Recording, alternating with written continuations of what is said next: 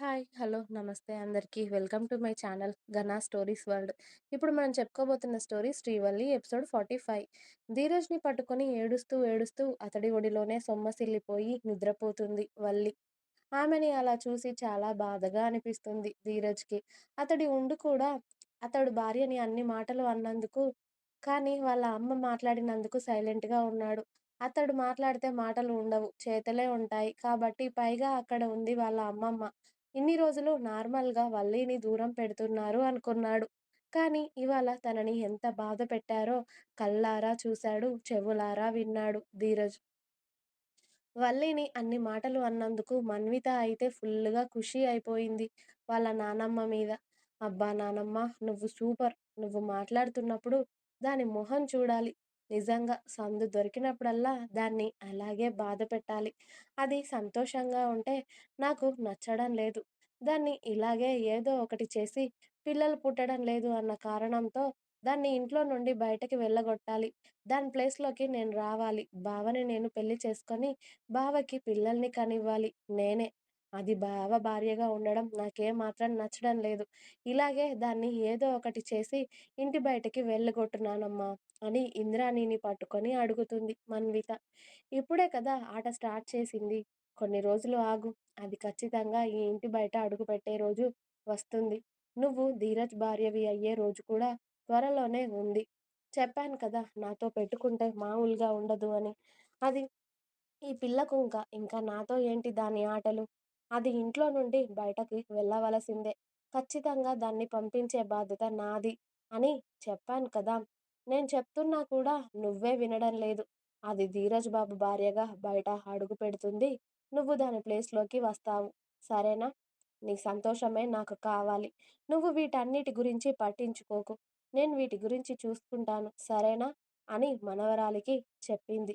ఇక ముసల్దాని మాటలకి మనవరాలు ఫుల్లుగా సంతోషపడిపోయింది. ఇక నువ్వెలా చెప్తే అలా వింటా నానమ్మా అని చక్కగా ముసుగేసుకొని నిద్రపోయింది పంది మొహంది. రాత్రంతా ఏడ్చి పడుకోవడంతో కాస్త లేట్‌గానే నిద్ర లేచింది వల్లి. వల్లి డల్‌గా ఉంది అని ఆ రోజు ఆఫీస్‌కి కూడా వెళ్ళలేదు ధీరజ్. అతడికి ఉదయాన్నే మెలకువ వచ్చినా కూడా వల్లిని అతడి ఎదపై పడుకోబెట్టుకొని ఆమెని చూస్తూనే గడిపేశాడు చాలా సేపటి వరకు. వల్లి మెల్లిగా 9 గంటలకు కళ్ళు తెరిచి టైం చూసి టక్కున లేచి బెడ్ మీద కూర్చుంది. లేపొచ్చు కదా ధీరా! ఇంత టైం అవుతుంటే ఆఫీస్‌కి వెళ్ళలేదా నువ్వు? అని కళ్ళు నులుముకుంటూ అడిగింది. కూర్చున్న ఆమెను మళ్ళీ అతడి ఎదపైకి లాక్కొని బావున్నావా నువ్వు? అని అడిగాడు ఆమె నుదుటిపై జుట్టుని వెనక్కి అంటూ. ఒక్కసారిగా నిన్న ఇంద్రాణి అన్న మాటలు అన్నీ గుర్తుకు వచ్చాయి వల్లికి. కాస్త బాధగా అనిపించినా పర్లేదు ధీరా, నేనవి నిన్ననే మర్చిపోయానులే. అయినా నేను ఆవిడ మాటలు పట్టించుకోనులే. నాకేమైనా పిల్లలవ్వకుండా ఉంటారా? ప్రసన్నకి అయినంత మాత్రాన నేనేం ఫీల్ అవ్వట్లేదు. నాకు దేవుడు ఎప్పుడు ఇవ్వాలో అప్పుడే ఇస్తాడు. అంతలోపు నేనెవరి మాటలు పట్టించుకోవాల్సిన అవసరం లేదు. నిన్న ఏదో అలా అంది కాబట్టి బాధపడ్డాను.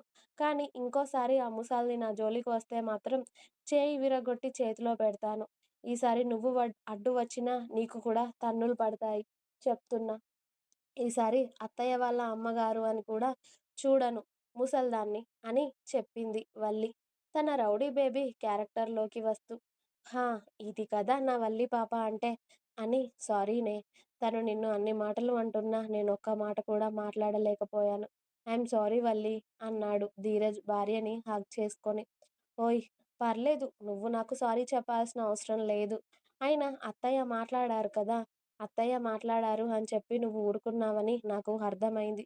నువ్వెక్కడ సీరియస్ అవుతావో అని అత్తయ్య మాట్లాడారని కూడా అర్థమయ్యింది. ఇక ఇది వదిలేయ్ ధీరజ్. నేను పట్టించుకోనులే ఆవిడ మాటలు. అయినా నువ్వు ఆఫీస్‌కి వెళ్ళకుండా ఇంకా ఏం చేస్తున్నావురా? ఇవాళ డుమ్మా కొట్టేశావా ఆఫీస్‌కి?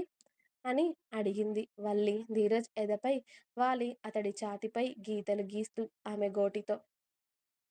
నా డార్లింగ్ ఇలా ఉంటే నాకు ఆఫీస్‌కెలా వెళ్ళాలి అనిపిస్తుందే. ఒకవేళ వెళ్ళినా నా ప్రాణమంతా నీ దగ్గరే ఉండిపోతుంది. అక్కడ వర్క్ కూడా చేయాలి అనిపించదు. అందుకే నీ కోసం ఉండిపోయానే అని వల్లి నుదుటిన ముద్దు పెడతాడు ధీరజ్. ఓకే. మరేం చేస్తావు ఇవాళ ఇంట్లో ఉండి? అని అడిగింది వల్లి అతడి ఛాతీపై ఆమె గడ్డం ఆనించి అతడి మొహంలోకి చూస్తూ. ఏం చేస్తాం? నా బంగారంతో ఫుల్ టైమ్ స్పెండ్ చేయడమే. ఇవాళ వల్లిని ఈ గది దాటి బయటికి వెళ్ళనివ్వను అన్నమాట. అని మెల్లిగా బ్లాంకెట్ ఇద్దరి మీదకి కప్పుతూ ఉంటే వల్లి అనుమానంగా ధీరజ్ వంక చూస్తూ ఉంటుంది. రేయ్! ఏం చేద్దామనుకుంటున్నావురా నువ్వు? అని. నువ్వు ఏమనుకుంటున్నావో అదేనే అని ఇద్దరికీ కలిపి బ్లాంకెట్ కప్పి లైట్ ఆఫ్ చేసేస్తాడు ధీరజ్. రేయ్! పొద్దున పొద్దున ఏం గలీజ్ పనులురా సిగ్గులేనోడా! నేనింకా కిందికి కూడా వెళ్ళలేదు. ప్లీజ్ ఇప్పుడు నీ చేతుల్లో పడ్డానంటే నాకు ఓపిక కూడా ఉండదు. వదులురా అని వల్లి ఎంత గింజుకున్నా కూడా ధీరజ్ వదలకుండా ఆమె డల్‌నెస్ పోగొట్టేస్తాడు. ఇక ధీరజ్‌ని తిట్టుకుంటూ మధ్యాహ్నం ఫ్రెష్ అయ్యి కిందికి వెళ్ళి సారీ అత్తయ్య ఇవాళ మెలుకువ రాలేదు అని చెప్పింది వల్లి. పర్లేదు తల్లి. ధీరజ్ కూడా ఇవాళ ఇంట్లోనే ఉన్నట్టున్నాడు కదా! ఇద్దరూ లంచ్ చేయండమ్మా. ఇప్పటికే చాలా లేట్ అయిపోయింది అన్నారు సుభద్ర గారు. అలాగే అత్తయ్య అని ఆవిడ వాళ్ళ రూమ్‌లోకి వెళ్ళిపోయాక వల్లి ధీరజ్‌కి తనకి లంచ్ పెట్టుకుంటూ ఉంటుంది.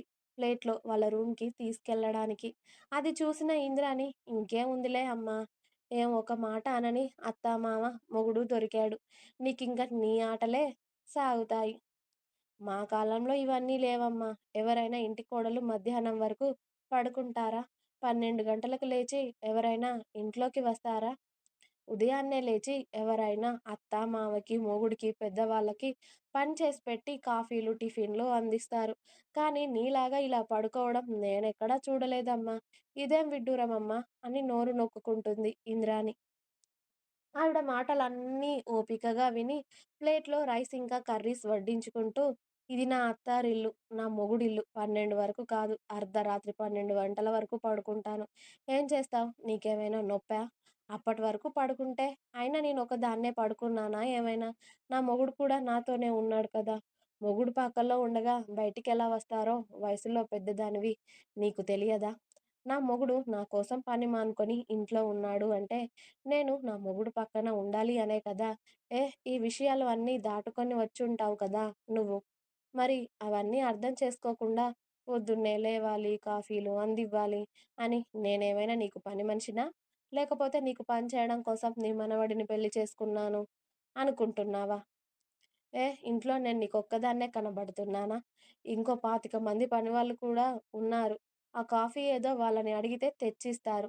అనవసరంగా ఇంకొక్కసారి నా జోలికి వచ్చావనుకో, ఆ కాలు విరగ్గొట్టి వీల్ చైర్‌లో కూర్చోబెడతాను. ఏమనుకుంటున్నావో?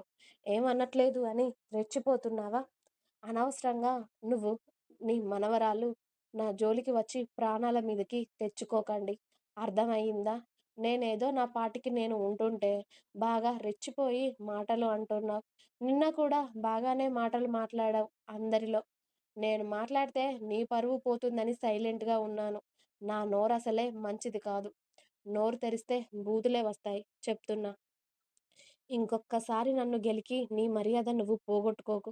అర్థమైందా నానమ్మగారు అని వల్లి కూల్‌గా చెప్పి స్టైల్‌గా తన జుట్టు వెనక్కి విసురుకొని భోజనం ప్లేట్ వాళ్ళ రూమ్‌కి తీసుకెళ్తుంది వల్లి. అవన్నీ అప్పుడే అక్కడికి వచ్చిన వీరాజ్ విని పగలబడి నవ్వి, "చెప్పానా అమ్మమ్మ నీకు మా వదిన జోలికి వెళ్ళకూడదు అని? నువ్వు వదిన గురించి ఏమో అనుకుంటున్నావు గానీ తను నీకన్నా పెద్ద తినక్కాంత్రి. అర్థమైందా? అనవసరంగా తన జోలికి వెళ్ళి నీ ప్రాణాల మీదికి తెచ్చుకోకు.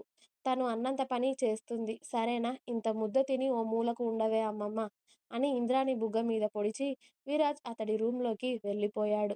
ఇంకా ఉంది. మీకు నా స్టోరీస్ నచ్చినట్టయితే ప్లీజ్ లైక్ చేయండి, షేర్ చేయండి. అలాగే ఛానల్‌ని తప్పకుండా కొత్త వాళ్ళందరూ సబ్స్క్రైబ్ చేయండి. Please subscribe my channel 'Ghana stories world'. Thanks for watching my video. By by. Please like, share and subscribe.